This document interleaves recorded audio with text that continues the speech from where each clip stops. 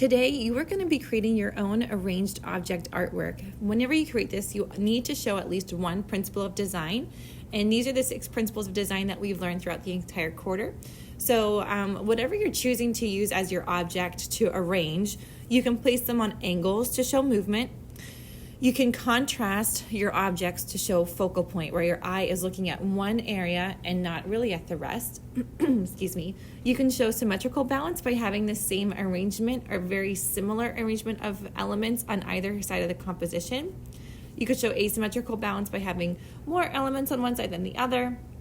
Repetition by repeating the same elements throughout, or unity and harmony by repeating, gradually changing the same elements throughout. So you'll have to show, once again, one of these 6 and then explain to me how you're actually showing it. For this final assignment, there's a couple different approaches that you guys can take. So I'm going to give you some design ideas. You do not actually have to follow any of these. They're just meant to help encourage any design ideas that you may want to try for doing this work. So the first one is you can cut pieces that combine one color objects over a geometric cut paper background. I recommend that the paper that you're using matches the color of the object that you're placing on top. You could also cut and rearrange the same object to create a geometric pattern. So there's bananas on the left, obviously, and then on the right, the artist Kristen Meyer was actually using dried spaghetti noodles to create that really interesting circular design. You could also create a gradient geometric pattern with food that you have in your fridge. So there's green onions, celery, different types of coffee with various amounts of cream in it, cookies, and then eggs. You could also create a design inside a shape of your choice. So this is another one of Meyer's work where she's working within a geometric shape. And I believe those are parsley leaves that she's just cut along the edge, so she has a perfect contour of a circle. You could create a design using objects of one color. That might be the easiest one. And then you could also cut objects to create layered patterns. So with the foiled coins on the left, he's cut out squares to reveal this duality of patterns of the squares and then the circles themselves. You could also recreate a master painting, which that would be incredibly awesome to look at. If you would go this route, I will give you guys bonus points because this would cause you to spend a little bit more time.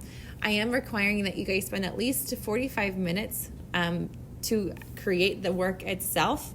And then the other times, the last 25 minutes that you would have for class time would be collecting and, taking a photo of the piece. The last thing after you've created your arranged object artwork is I would like you to provide a title. Now the type of title that you provide can have different intents. So the first intent is you could have it be witty. This is another one of Meyer's work where she's calling it Banana Split. So if you wanted to go the witty route, you would probably want to come up with the title first and then create the artwork second. That way, the title is fueling what you do for your artwork. You could also have a more, literal approach where you're just describing what the artist sees. And what I like about this one is that the title gives us 2 different perspectives to look at the artwork. Cheese on crackers, circles on circles. And then the last one, you could give a title that has different types of meaning that allows the viewer to maybe explore different subject matters or just consider different subject matters. So here we have apple treeometry, which was very, very cute. And I like how also he has a gradient of colors in the apples where it goes from red to green to yellow.